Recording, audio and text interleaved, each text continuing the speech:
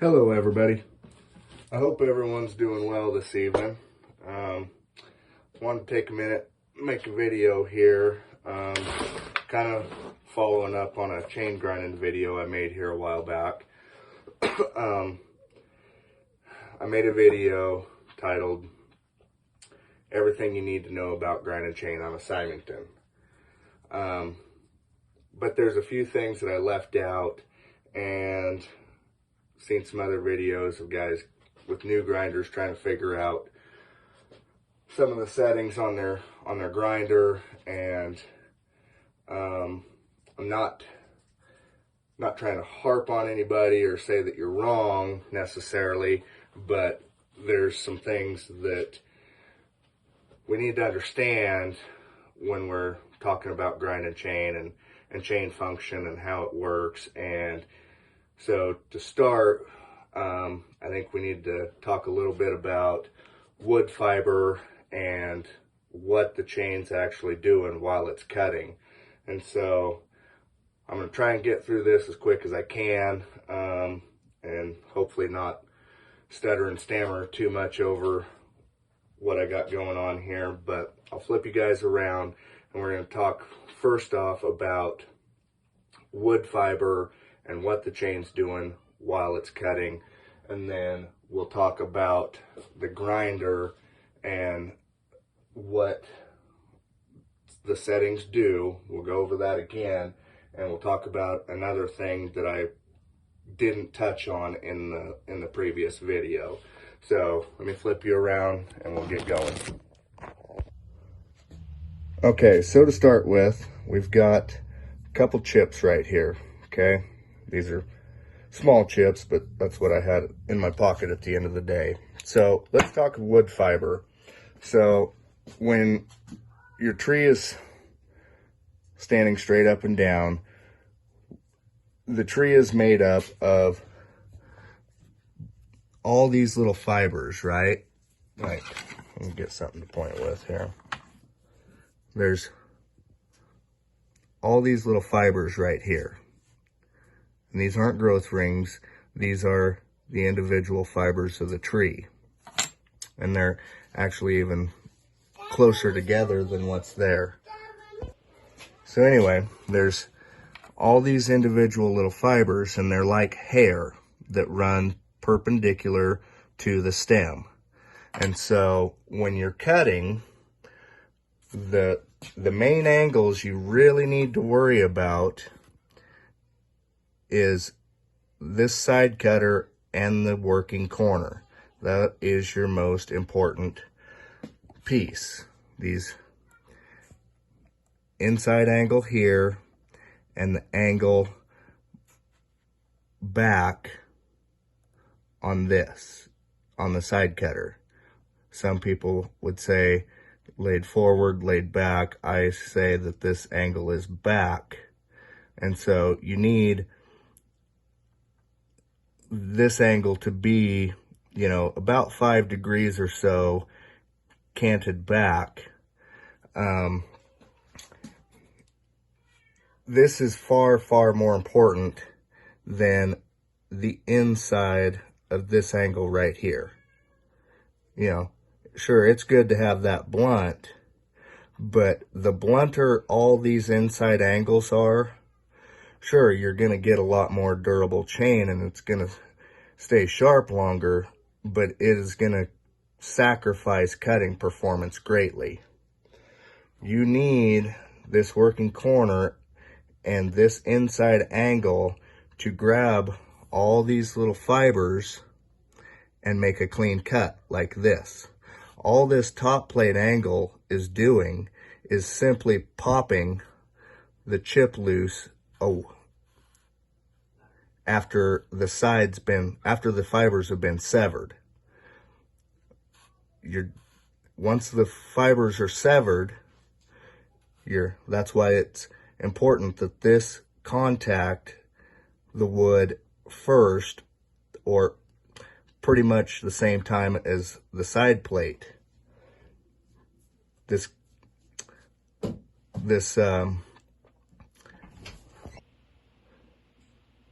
angle here your chain, as it goes into the wood, is going to kick back a little bit. And so when this is cutting, this is actually pretty much straight up and down with the wood. Think of it like hairs. That's essentially what wood is it's just thousands and thousands of hairs that run perpendicular up the tree.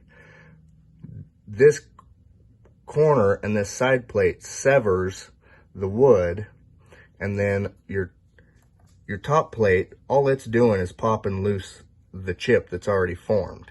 And it takes two cutters, one on each side, to form a chip.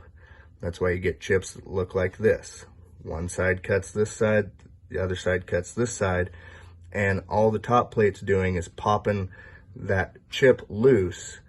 It's not actually severing fiber, really, unless you cut, except for in your face cut or when you're cutting limbs. Then in your face cut, you're cutting more with the grain than perpendicular to the grain. So anyway, don't get too hung up on this inside angle right here. That's not what really does the cutting.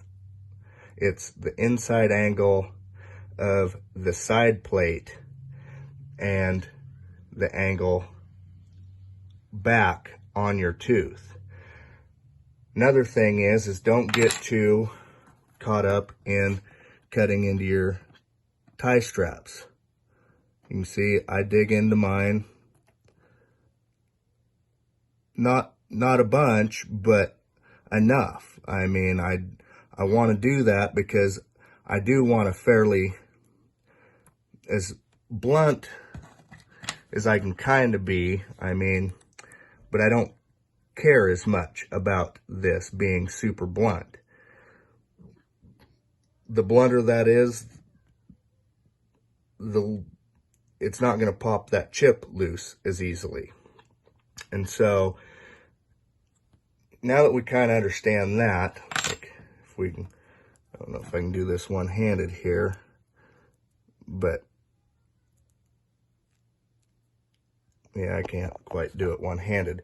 But if you take a chip and rip it, pull it apart, you'll see the fibers that I'm talking about. So now that we kind of understand that part, let's look at the grinder here and talk about what's going on right here. So the farther you move this back, the farther up your chain carrier runs. The farther back you get this, the higher up this runs. This, I mean, these do work together. Like if you move this forward or back, you have to adjust this a little bit to keep from grinding too deep or not deep enough into the tooth on the side plate. There's a thought that as your stone wears down, that you have to adjust these to keep from grinding into your tie plate or not grinding far enough into your side plate, and that's not true. At least not in my experience, and I've been grinding on one of these for a number of years now. But one thing I forgot to mention is when you set your chain in here, hang on just a minute, let me get that set up. When you set your chain in here, as you grind and dress your stone and you grind your chain down. So anyway, I just ground this chain this evening and you see it fits right in there. So see, this tooth fits right in there, just perfect. But the next time I dress this stone and go to grind this chain again, you have to move this in to realign your corner as you grind this in, that will set into your corner. This is how you get your chain to grind the same every time as the stone goes in. I never mess with these unless I'm changing to a different type of wood, or a different area or something like that. And even then, I really don't mess much with that. I'll adjust the angles on my stone more for, you know, if I want a different top plate angle. The only time I move this is if I want a sharper inside angle going closer to the machine, or a more blunt angle moving the carrier back from the machine. And then, yes, you have to move this up and down to keep it to where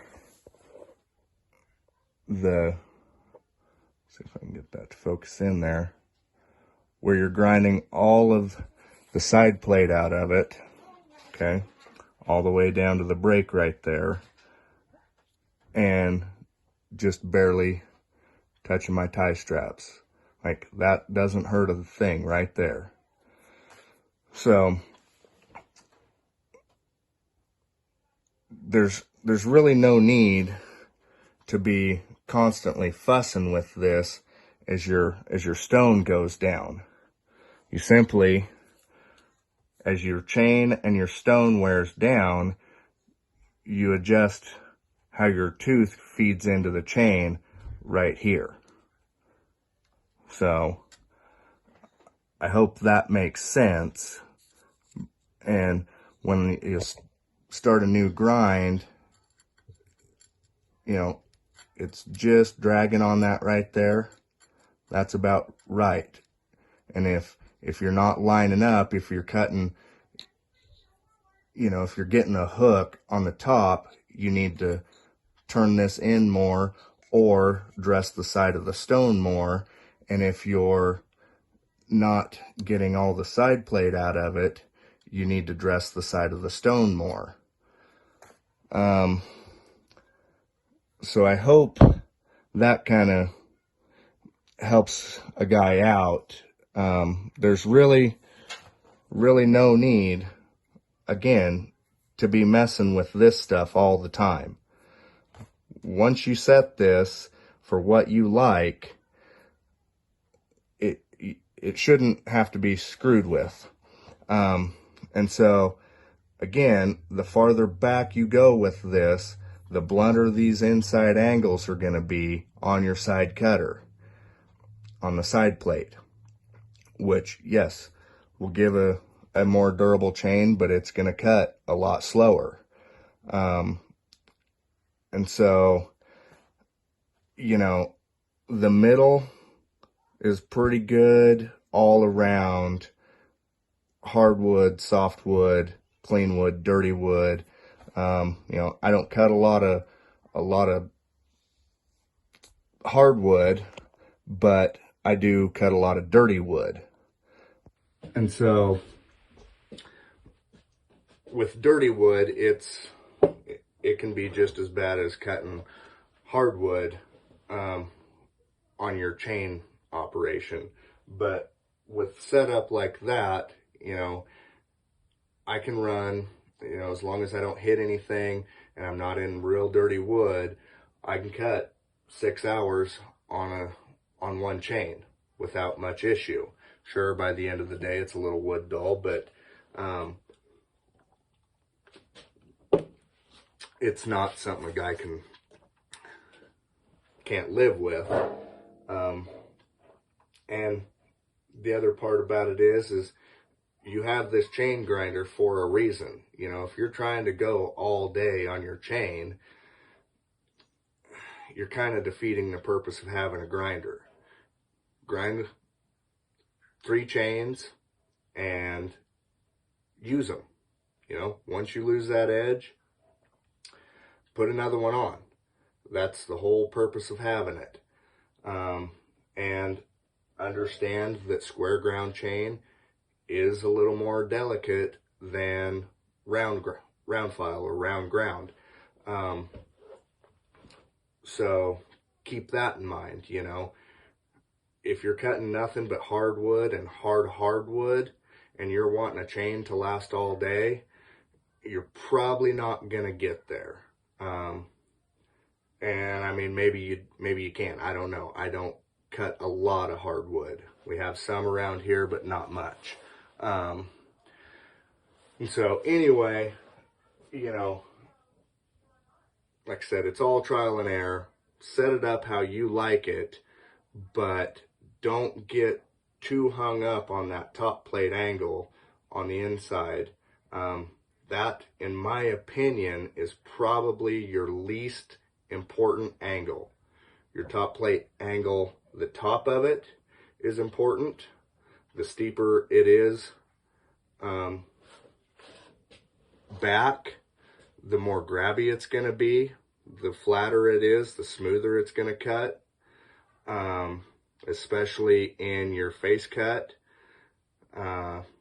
So anyway, keep that in mind. I hope this helps. I'm going to try and assemble all this now and get this out there to you guys.